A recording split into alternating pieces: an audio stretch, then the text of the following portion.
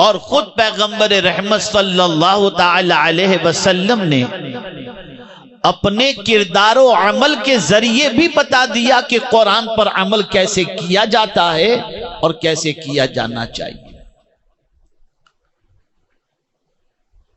اب آج صرف ایک آیت کو سمجھنا نہیں ہے، توجہ چاہوں گا، صرف سمجھنا نہیں ہے، صرف سننا نہیں ہے، بلکہ آج سے اس آیت پر عمل کی پریکٹس کرنا ہے۔ اگر اس پریکٹس کے اندر آپ سکسیس ہو گئے تو پھر دنیا کی کوئی طاقت گرا نہیں سکتی۔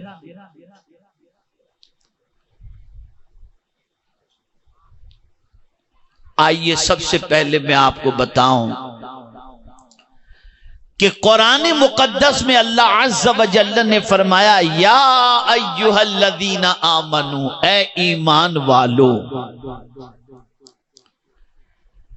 لا یسخر قوم من قوم، اے ایمان والو نہ مرد مردوں سے ہنسیں یعنی مذاق اڑائیں، کوئی مرد کسی مرد کا مذاق اڑائے ہی نہیں، اس سے قرآن نے روک دیا۔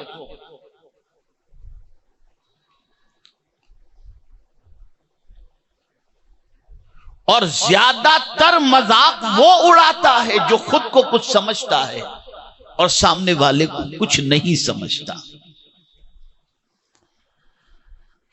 کبھی آپ نہیں دیکھیں گے کہ جو بہت کچھ سمجھا جاتا ہو اس کا دنیا اس کے سامنے مذاق اڑائے، لیکن ہمیشہ آپ دیکھیں گے کہ انسان مذاق کمزور کا اڑاتا ہے۔ اور مجھے یہاں پر میرے ایک ساتھی کا واقعہ یاد آتا ہے، میں اس کے حوالے سے بتاؤں۔ سفر حج میں وہ میرے ساتھ تھے، حافظ ظاہر شاہ، نابینا تھے، نابینا ہے وہ، مجھے نہیں معلوم اب وہ ساتھی باقاعد حیات ہیں یا نہیں، مبلغ تھے تحریک کے۔ ان کے والد، ان کی والدہ اور ان کی بہن، یہ تینوں سفر حج میں ہمارے ساتھ تھے۔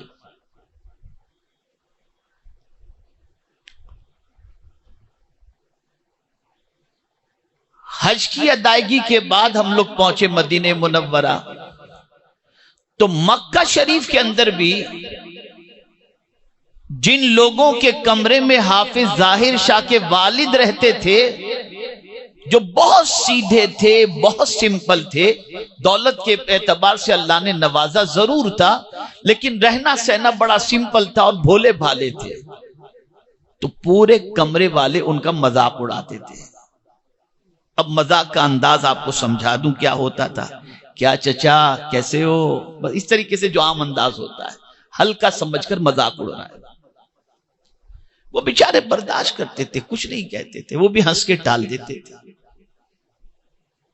سفر حج مکمل ہوا، مکہ مکرمہ کا قیام مکمل ہوا، پھر نکلے ہم لوگ مدینہ منورہ کے لیے۔ میری والدہ، میری اہلیہ، وہ بھی دونوں ساتھ میں تھی میرے سفر میں، حج کے سفر میں۔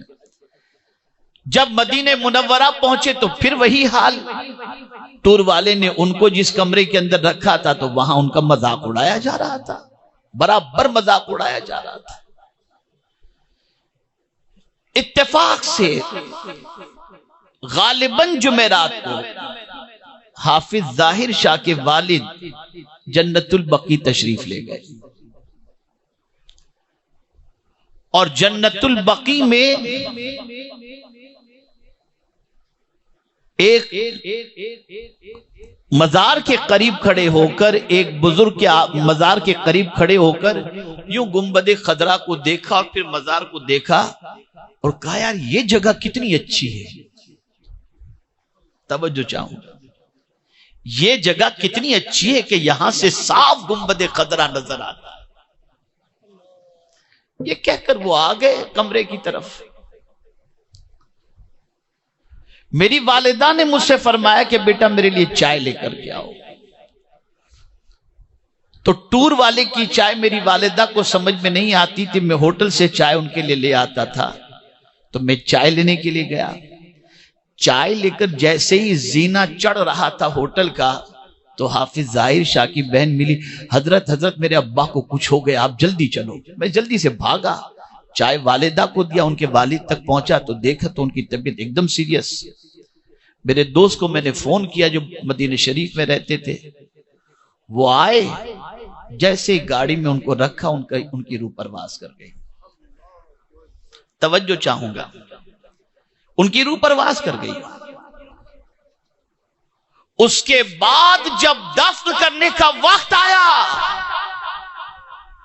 تو وہی جگہ ملی جہاں سے کھڑے رہ کر انہوں نے کہا تھا کہ کتنی اچھی یہ جگہ ہے، یہاں سے گنبد خضرا نظر آ رہا ہے۔ اور پھر اس کے بعد میں نے مذاق اڑانے والوں کو اگر یہ کہوں تو غلط نہ ہوگا کہ خون کے آنسو رو رہے تھے کہ ہم نے کس کا مذاق اڑایا جس کو حضور نے قبول فرما لیا۔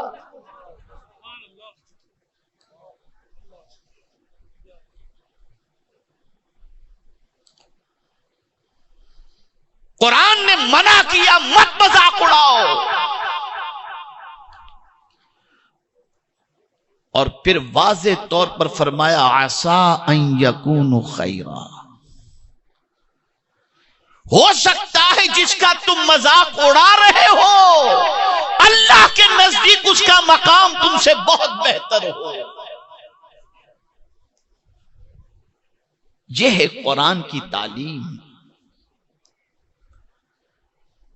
اگر مالدار ہو تو غریب کا مذاق مت اڑاؤ،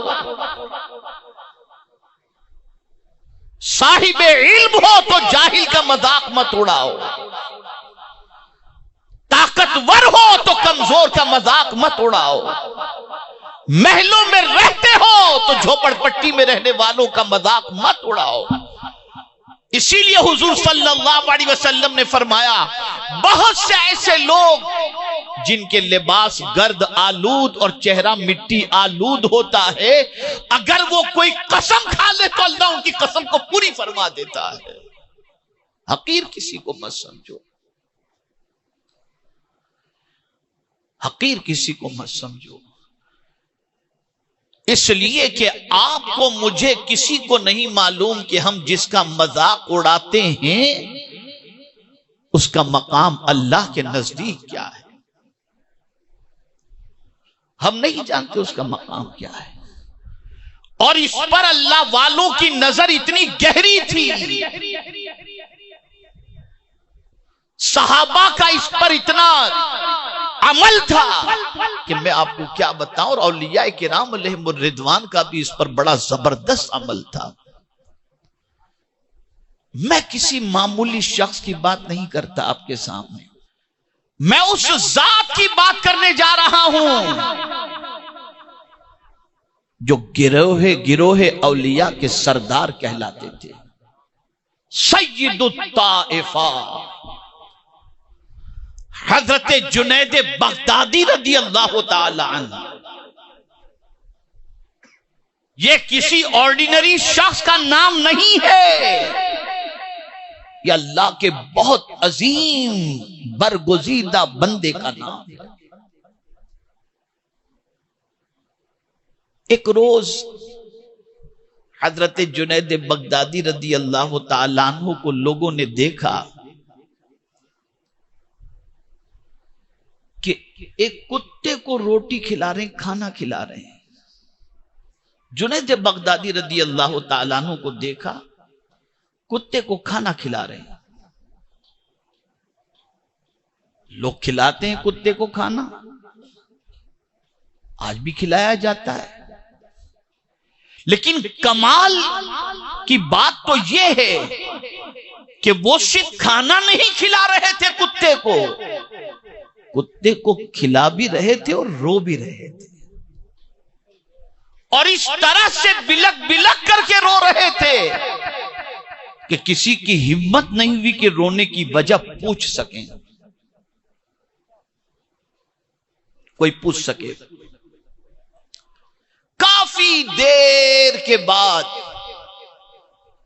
جب حضرت جنید بغدادی رضی اللہ تعالیٰ عنہ کی ہچکیاں بند ہوئیں اور تھوڑا سا رونا ختم ہوا اور افاقہ ہوا، تھوڑے سے نارمل ہوئے، تو لوگوں نے پوچھا حضور کتے کو کھلا رہے تھے وہ تو ٹھیک ہے اپنی جگہ پر، لیکن رو کیوں رہے تھے؟ ایسا لگ رہا تھا جیسے خون کے آنسو آپ رو رہے ہو۔ اب سنیے اللہ والوں کی سوچ، فرماتے ہیں کہ کتے کو کھلاتے وقت مجھے ایک خیال آ گیا، کتے کو کھلاتے وقت مجھے ایک خیال آ گیا جس کی وجہ سے میں رو پڑا۔ حضور کیا خیال آ گیا؟ کہ پتہ نہیں قیامت میں اللہ کے نزدیک اس کتے کا مقام اچھا ہوگا یا میرا مقام اچھا ہوگا، مجھے نہیں معلوم۔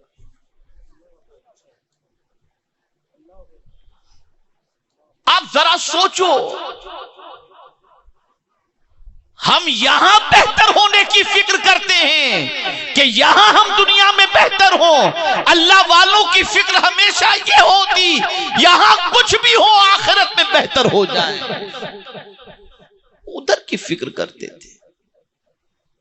پتہ نہیں قیامت میں اس کتے کی پوزیشن مجھ سے بہتر ہوگی یا میری پوزیشن، اس تصور سے میں رو رہا ہوں۔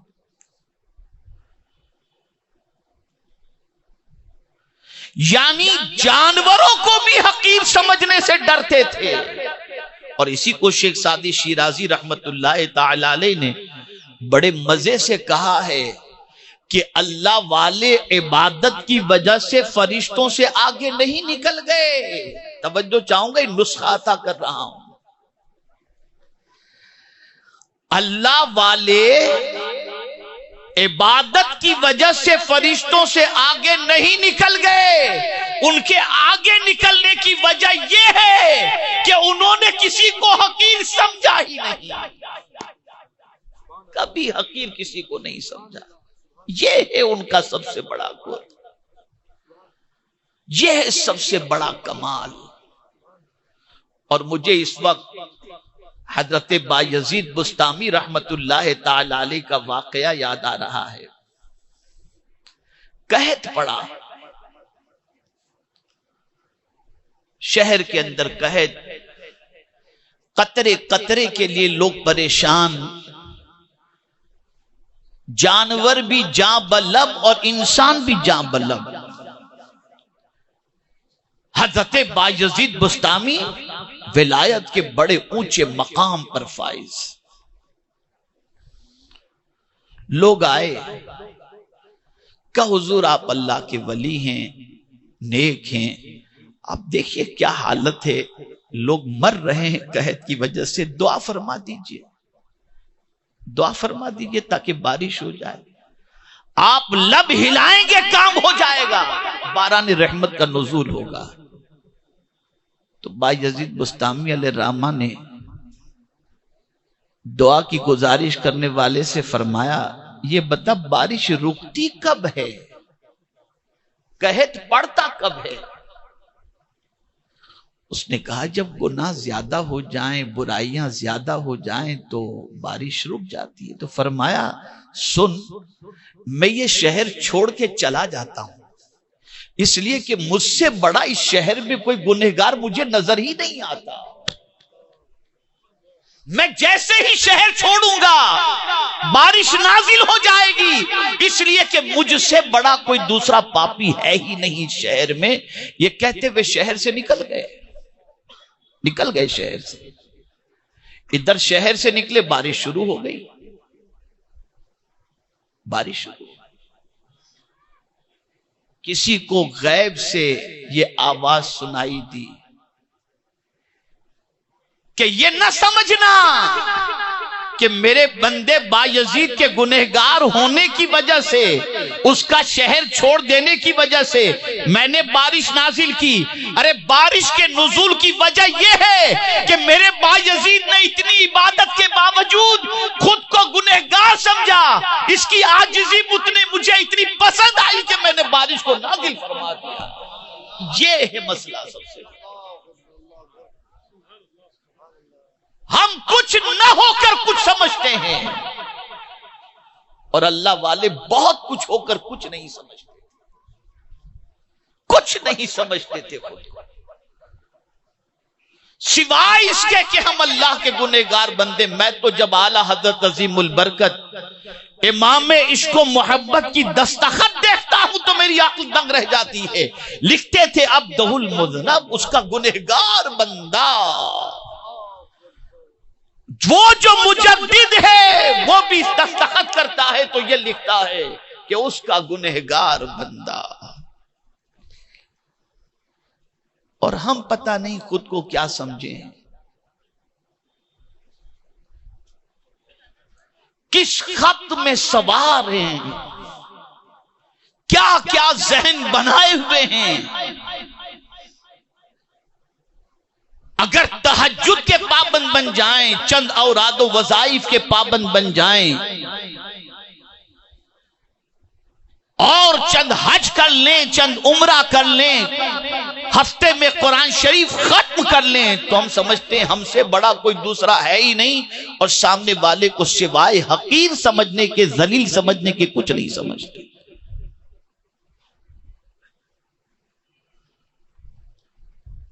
خبردار، کسی کو حقیر نہ سمجھو، جہاں کسی پر حقارت کی نظر پڑی بس وہ بندہ اللہ کی نظر سے گر گیا، اللہ کی نظر سے گر گیا۔ اب آئیے تھوڑا سا سمجھے، مولا علی کی بارگاہ میں چلتے ہیں، جہاں پر سارے سلسلے جا کر کے ختم ہو جاتے ہیں۔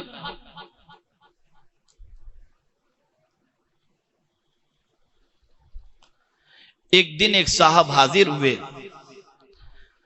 اور مولا علی کرم اللہ تعالی وجہہ الکریم سے انہوں نے کہا کہ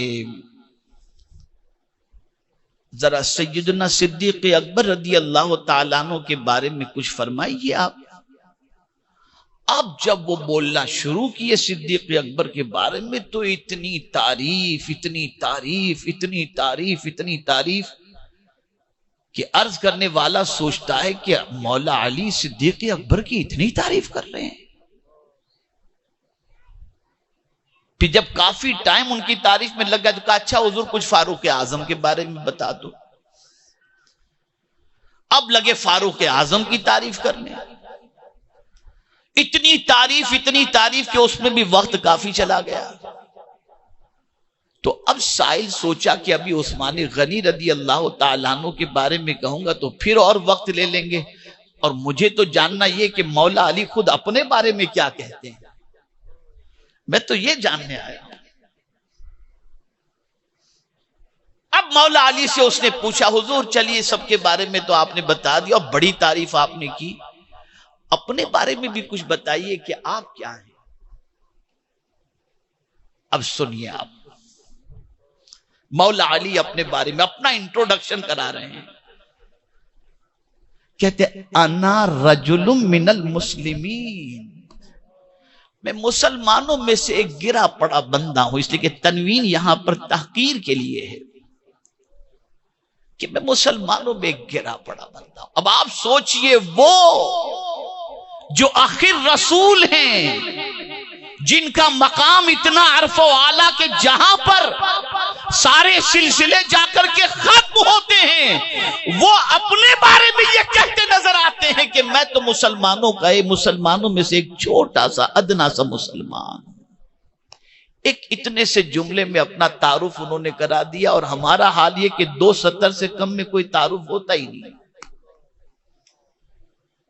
پھر وہ 2 سطر کے لائق ہم ہیں یا نہیں وہ بھی نہیں معلوم، لیکن 2 سطر سے کم تعارف نہیں۔ اور جن کی شان اتنی عرف و اعلیٰ وہ اپنا انٹروڈکشن کرا رہے ہیں تو انا رجل من المسلم۔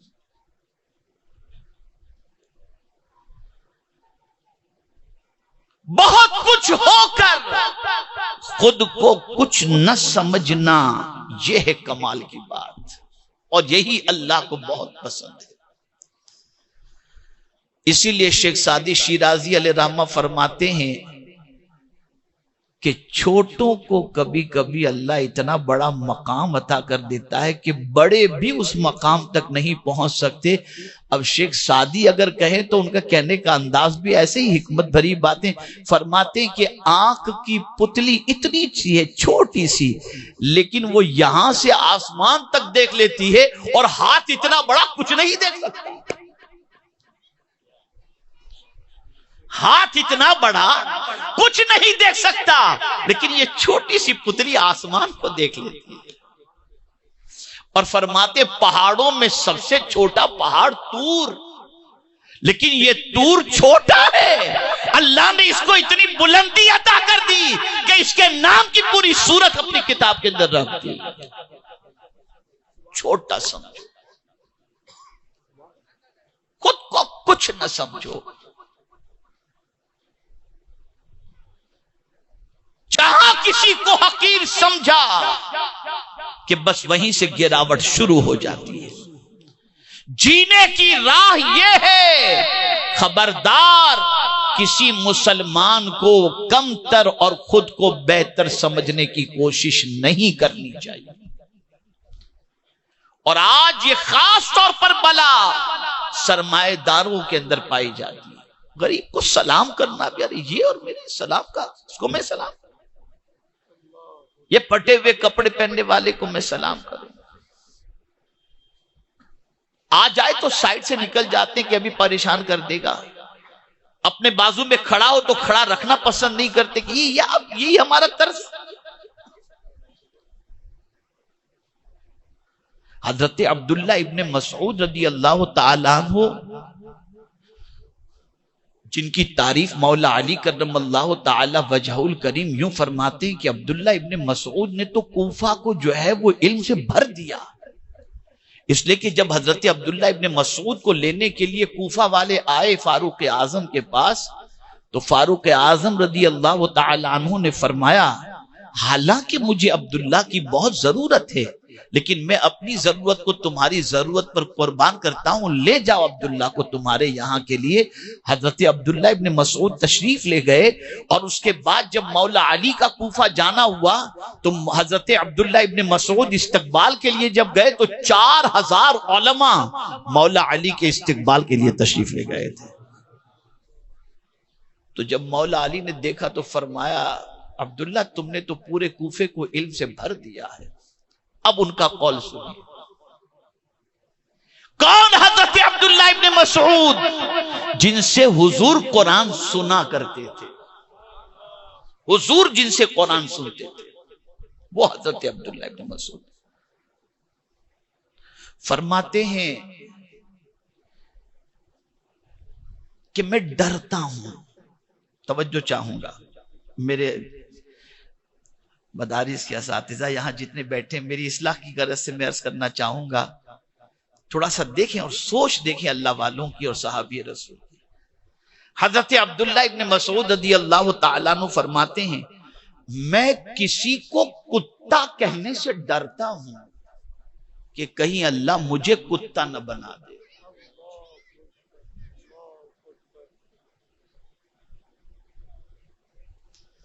ہم درسگاہ کے اندر بچوں کو کیا نہیں کہتے، کیا نہیں کہتے، ذرا سوچیں. اور جب فکر صحابی پر عمل کرنے والے استاد کو ہم دیکھتے ہیں تو ہماری عقل دنگ رہ جاتی ہے کہ حضور حافظ ملت علیہ رحمہ نے کبھی کسی شاگرد کو کتا، کوا، بلی کچھ بھی نہیں کہا. غصے میں آتے ضرور تھے لیکن کہتے تھے بھاگ جنتی کہیں کے. غصہ بھی نکل جاتا تھا اور دعا بھی مل جایا کرتی تھی. نظر قرآن پر تھی، نظر حدیث پر تھی. ہماری نظر ادھر نہیں ہے، نہیں ہے ادھر نظر.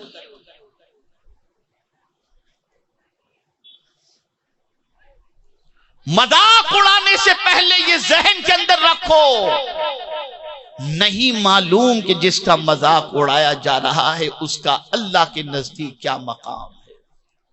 مجھے یہاں ایک اور واقعہ یاد آ گیا.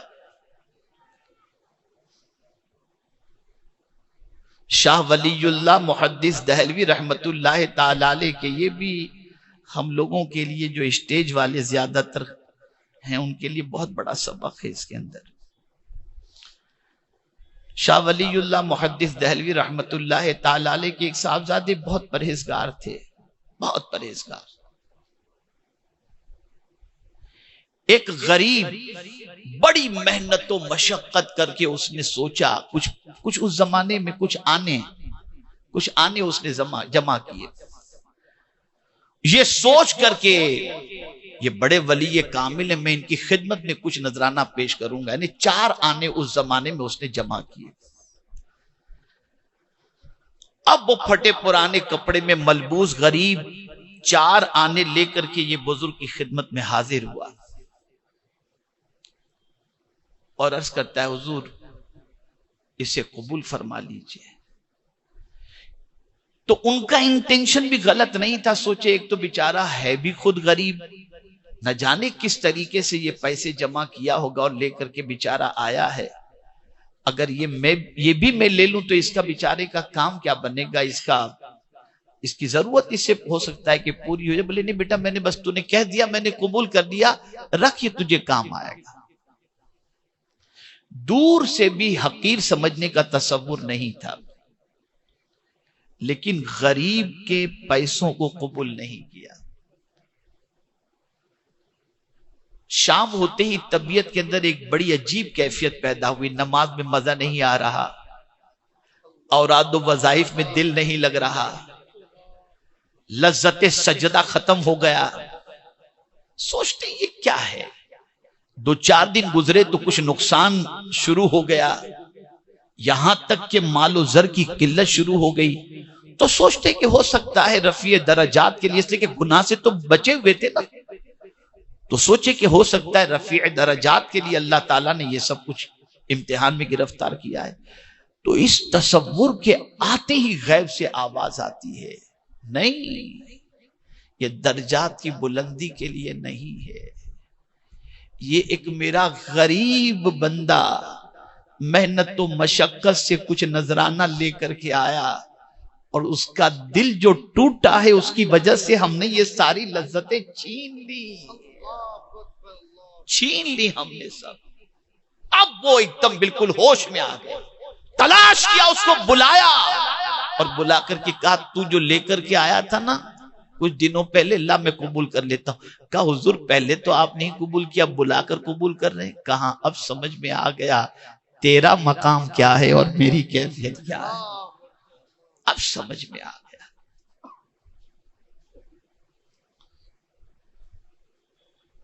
آپ ذرا سوچو اور اندازہ لگاؤ،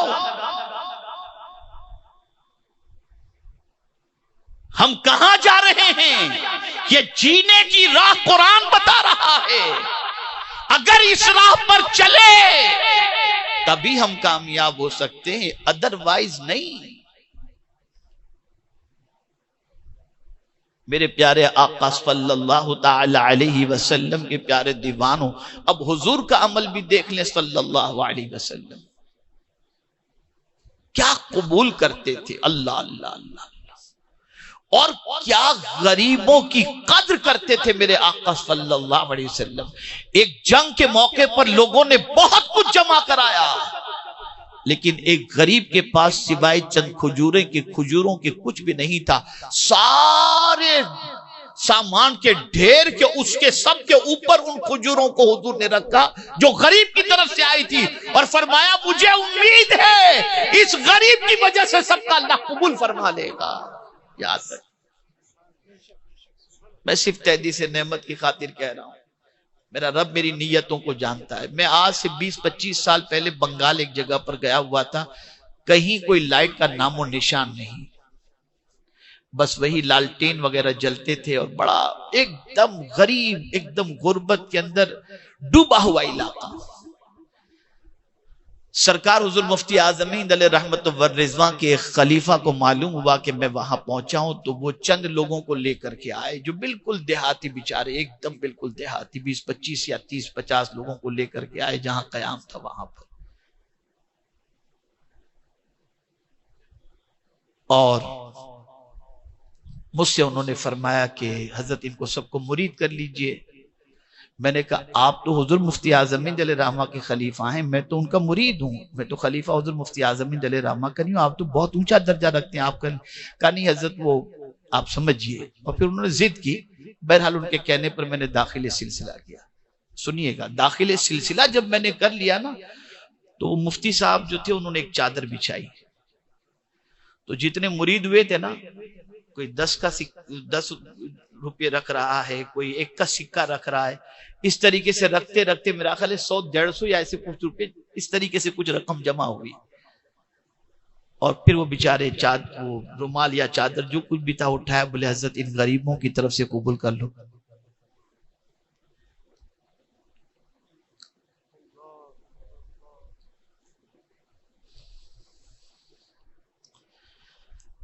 ایک مرتبہ درود شریف پڑھ لیں۔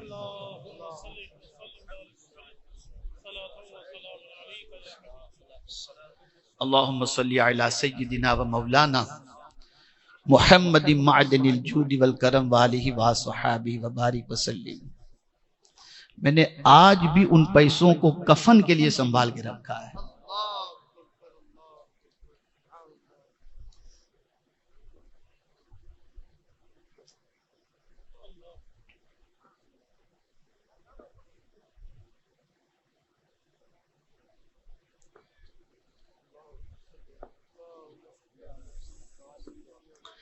اللہم صلی علی سیدنا و مولانا محمد معدن الجود والکرم وآلہ الکرام وابنہ الکریم وبارک وسلم صلاة و سلاما علیک یا سیدی یا رسول اللہ صلی اللہ تعالی علیہ وسلم۔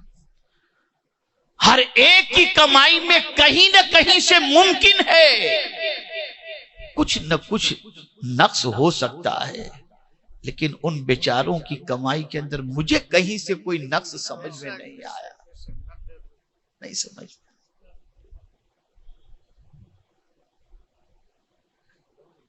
غریب کو حقیر نہ سمجھو، منع کیا گیا ہے،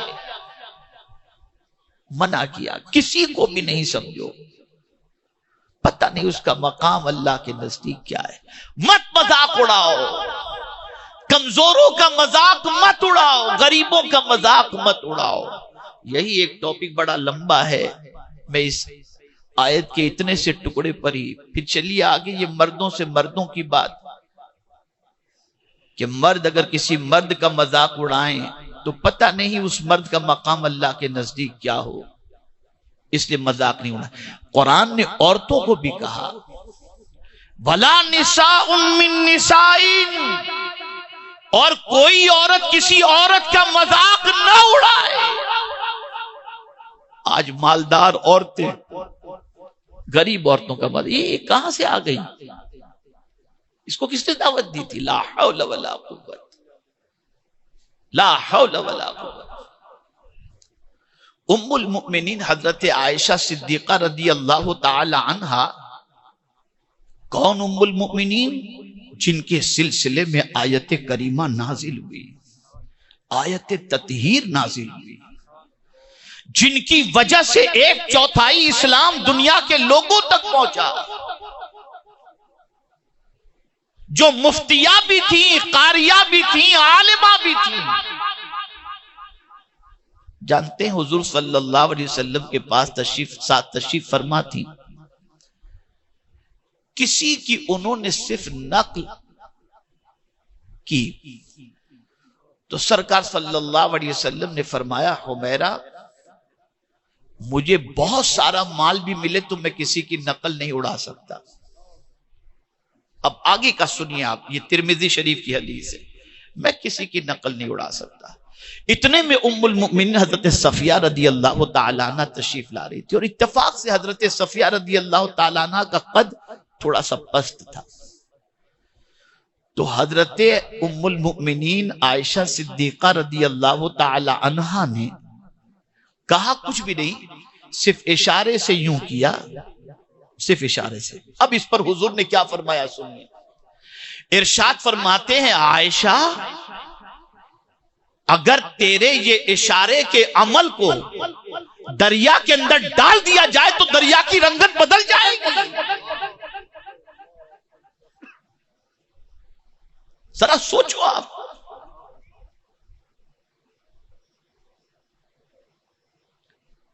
ارے پستہ قد اگر کوئی ہے تو یہ پستہ قد بنانے والا بھی خدا ہی تو ہے. بلند قامت اگر کوئی ہے تو یہ بھی تو خدا ہی کا تو بنایا ہوا ہے. خبردار، حقارت کی نظر سے دیکھنے کا مزاج بدلی کرو. یہ بہت خطرناک مزاج ہے. اور میں یہ سمجھتا ہوں یہ اتار چڑھاؤ، یہ زوال، یہ عروج، یہ پریشانیاں، یہ مصیبتیں، یہ تکلیفیں، یہ جینے کی راہ ہم بھول چکے ہیں اس کی وجہ سے. اب اسی کے ساتھ ساتھ قرآن مقدس میں اللہ عز و جل نے ارشاد فرمایا. حضرت لقمان اپنے بیٹے سے ایک اسٹائل کے بارے میں بتا رہے ہیں، انداز کے بارے میں. یعنی سامنے والا حقیر کسی کو سمجھتا ہے نا، تو حقیر جس کو سمجھتا ہے اس کے سامنے وہ اپنا منہ کیسا کرتا ہے. قربان جائے، وہ منہ کیسا کرتا ہے. قرآن کہتا ہے وَلَا تُصَعِّرْ خَدَّكَ لِلنَّاسِ. کسی سے بات کرنے میں اپنا رخسارہ ٹیڑھا نہ کرو. دیکھیں نا، آدمی کسی کو حقیر سمجھتا ہے، منہ ٹیڑھا کر کے بات کرتا ہے. منع کیا گیا. اور یہ آیات متشابہات میں سے نہیں ہے، محکمات میں سے ہے. واضح اعلان ہے اس کا.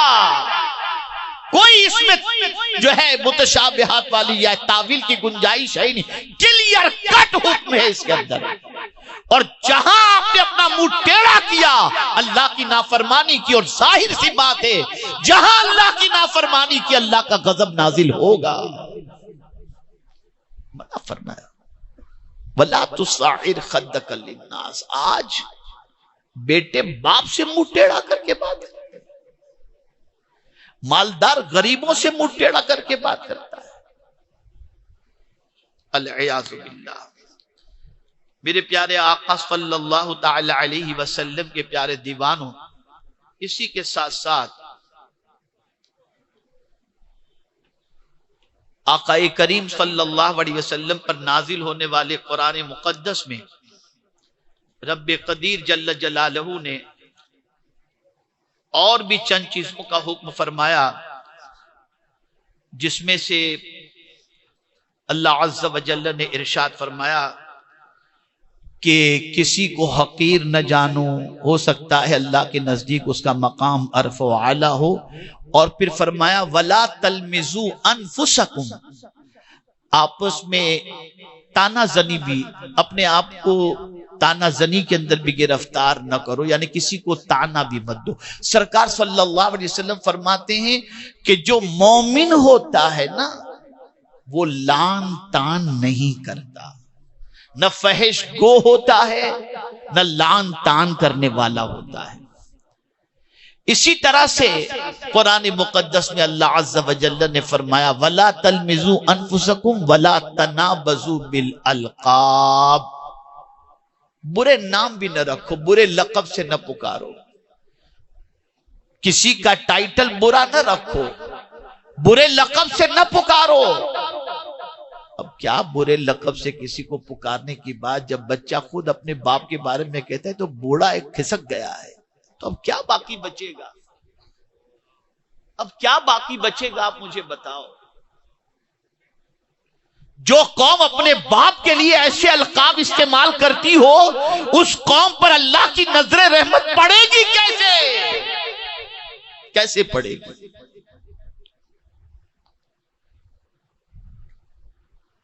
تم اسے برے لقب سے یاد کرتے ہو اور اللہ نے اس کا نام مسلمان رکھا ہے.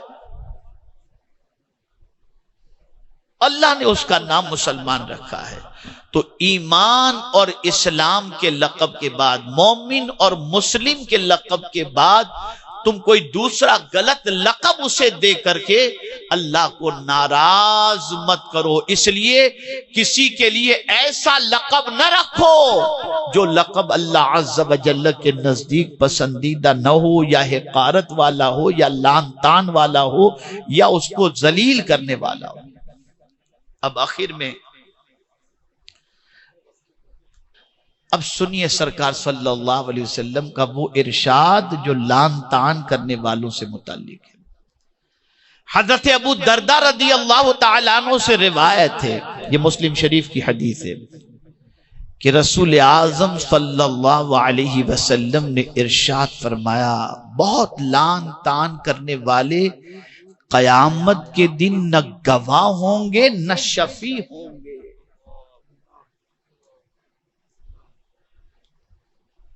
جو بہت لان تان کرتے ہیں نا، سرکار فرماتے ہیں صلی اللہ علیہ وسلم، نہ قیامت کے دن وہ گواہ ہوں گے اور نہ شفیع ہوں گے، کوئی ان کی شفاعت قبول نہیں کی جائے گی، کوئی ان کی گواہی قبول نہیں کی جائے گی۔ اسی کے ساتھ میرے پیارے آقا صلی اللہ تعالی علیہ وسلم کے پیارے دیوانوں،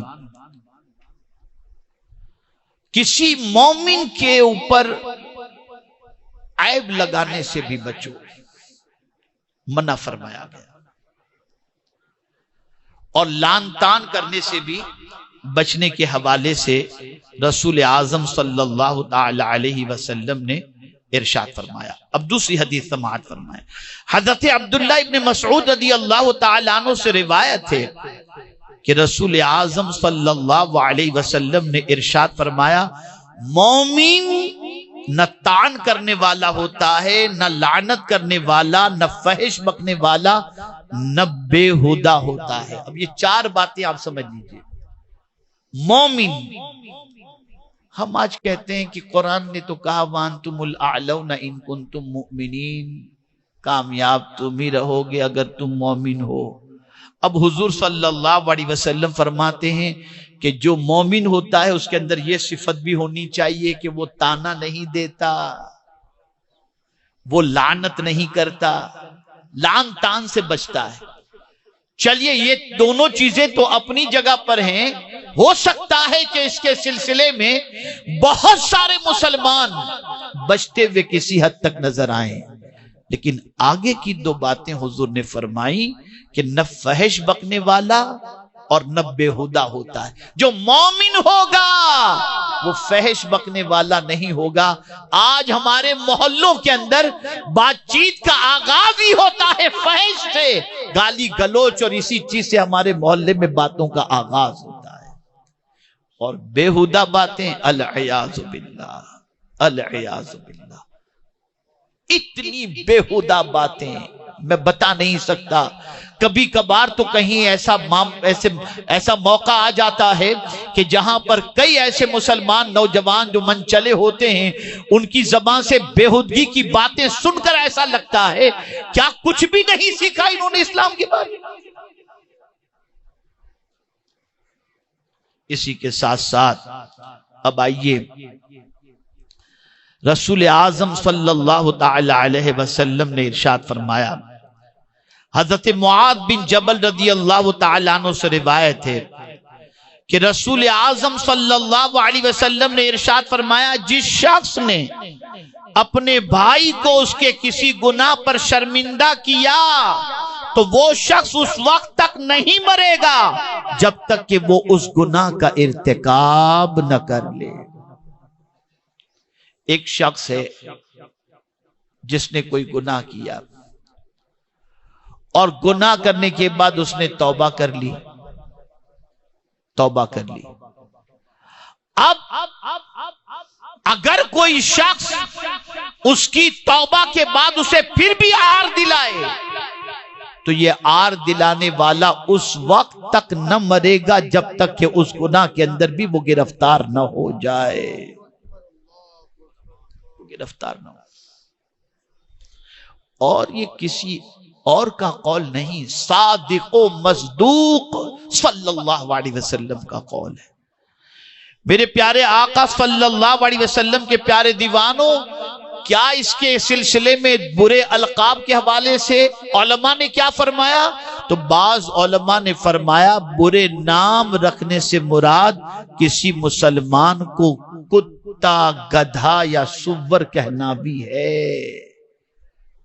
اگر کوئی یہ کہتا ہے اس کے لیے لازم ہے کہ وہ توبہ کرے، اس کے لیے ضروری ہے کہ اگر اس نے کسی مسلمان کو کتا، گدھا یا سور کہا یا اس کو الگ غلط القاب اس کو دیے تو لازم ہے کہ وہ توبہ کرے، اس کے لیے ضروری ہے۔